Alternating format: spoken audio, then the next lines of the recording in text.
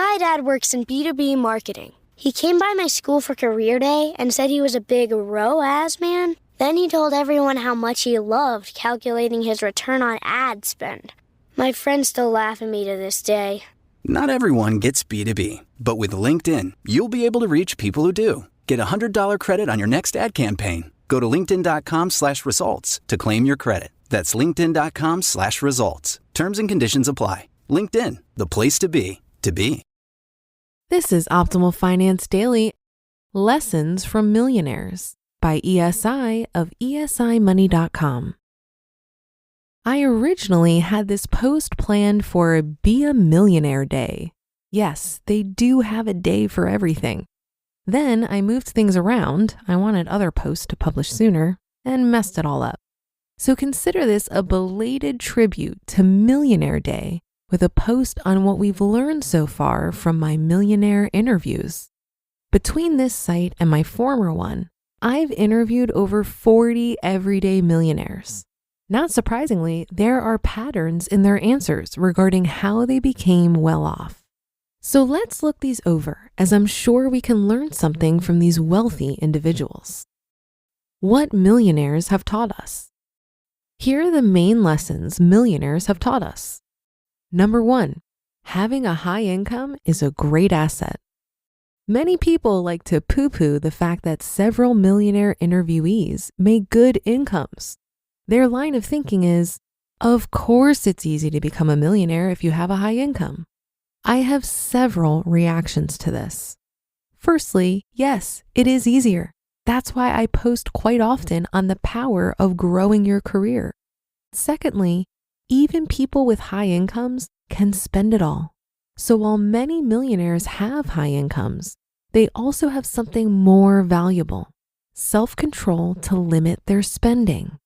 In other words, they live like no one else. And thirdly, okay, so you've seen that it's easier to become a millionaire with a higher income. Are you doing anything to grow your income? Or are you simply raising an objection to make yourself feel better about your situation? Number 2, savings is vital. As noted before, you must spend less than you earn because anyone can spend it all.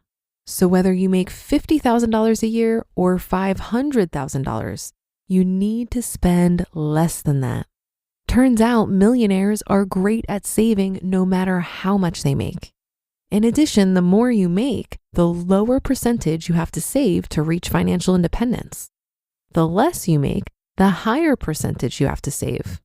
So you can make $100,000 a year and save 20%, or $50,000 a year and save 40%. Either way, you've saved $20,000 that year. Which sounds easier? And number 3, invest early and often. Time is your greatest investment weapon. Millionaires use this to their advantage. They invest early, often, and at high amounts. Then they let this money sit and compound, usually in index funds, year after year and decade after decade. This supercharges their wealth. As you might imagine, these findings mirror the ESI scale and the theme of this site. Funny how that turned out, huh? Seriously, it's because these principles work. Apply them over years and you will become wealthy. That's all there really is to being a successful money manager. Doing the right things and avoiding the bad.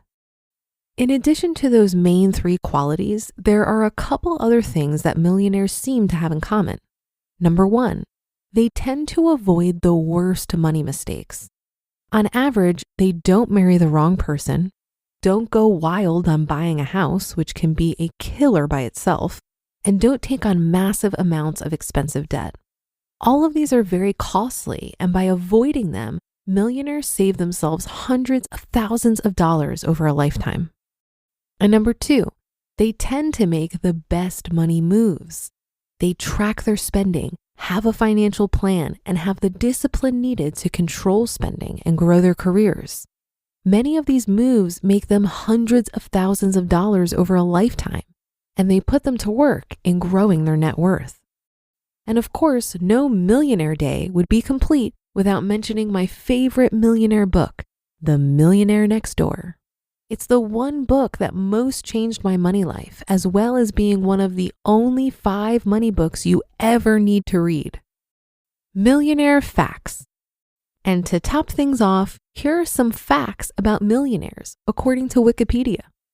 Number 1, the word was first used as millionaire with a double N in French in 1719 by Stephen Federman, and is first recorded in English, millionaire as a French term, in a letter of Lord Byron of 1816, then in print in Vivian Grey, a novel of 1826 by Benjamin Disraeli. An earlier English word, millenary, was used in 1786 by Thomas Jefferson while serving as minister to France. He wrote, quote, "The poorest laborer stood on equal ground with the wealthiest millenary," end quote. The first American printed use of the word is thought to be in an obituary of New York tobacco manufacturer Pierre Lorillard II in 1843. Number 2, there are multiple approaches to determining a person's status as a millionaire. One of the 2 most commonly used measurements is net worth, which counts as the total value of all property owned by a household minus the household's debts. According to this definition, a household owning an $800,000 home, $50,000 of furnishings, 2 cars worth $60,000, a $60,000 retirement savings account, 45 grand in mutual funds, and $325,000 vacation home with a $250,000 mortgage and $40,000 in car loans and $25,000 in credit card debt would be worth about $1.2 million. And every individual in this household would thus be a millionaire. Number 3, however, according to the net financial assets measurement used for some specific applications, such as evaluating an investor's expected tolerance for risk for stockbroker ethics, equity in one's principal residence is excluded, as are lifestyle assets such as the car and furniture. Therefore, the previously mentioned example household would only have net financial assets of $105,000.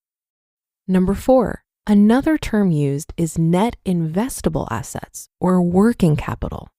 These practitioners may use the term millionaire to mean someone who is free to invest 1 million units of currency through them as a broker.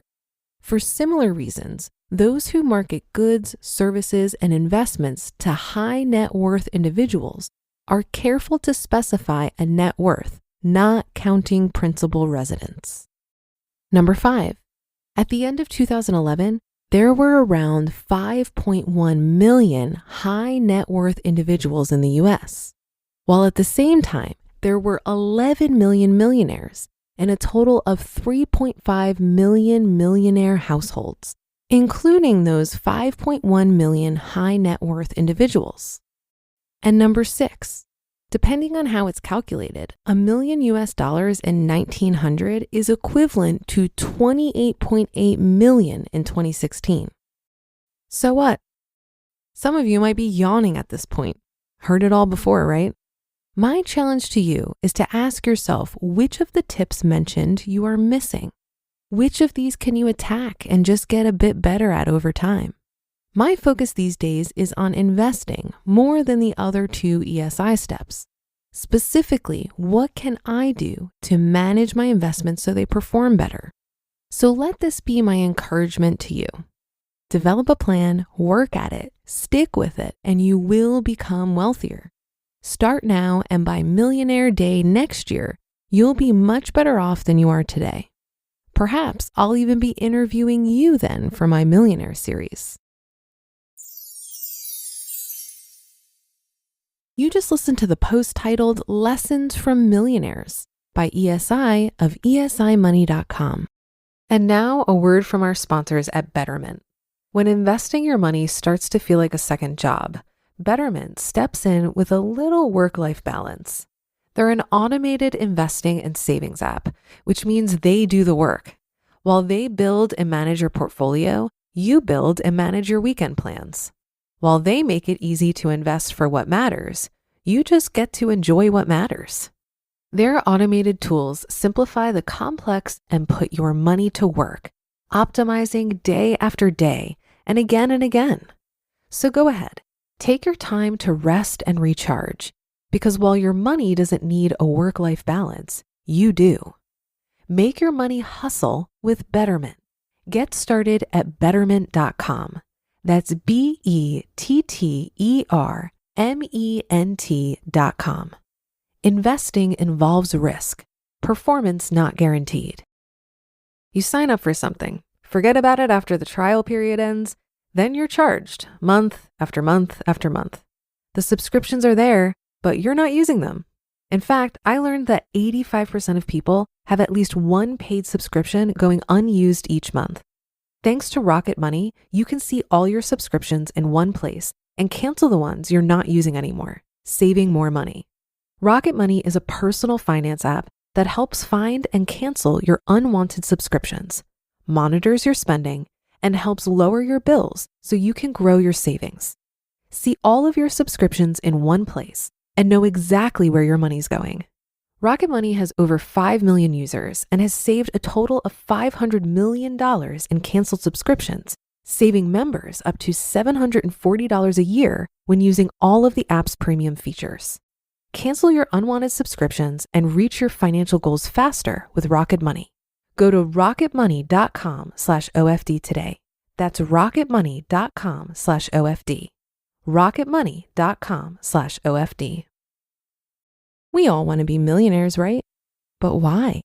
Many people imagine that the benefit of being a millionaire is the ability to buy a bunch of luxuries. But what if being a millionaire didn't look the way you imagine? ESI mentioned the great book, The Millionaire Next Door, which is based on a long-term study of people who are actually wealthy. The main thing I got out of this book is that many people who live luxurious lives are actually drowning in debt and have very little wealth.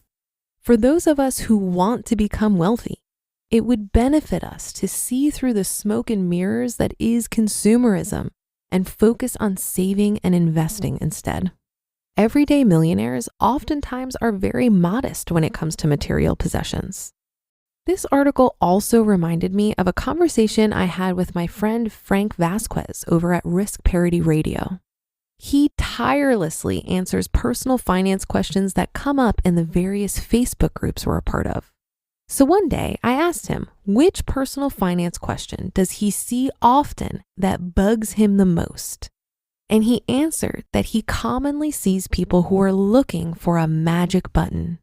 Perhaps they haven't saved anything for retirement, and now they're in their 60s and want to retire.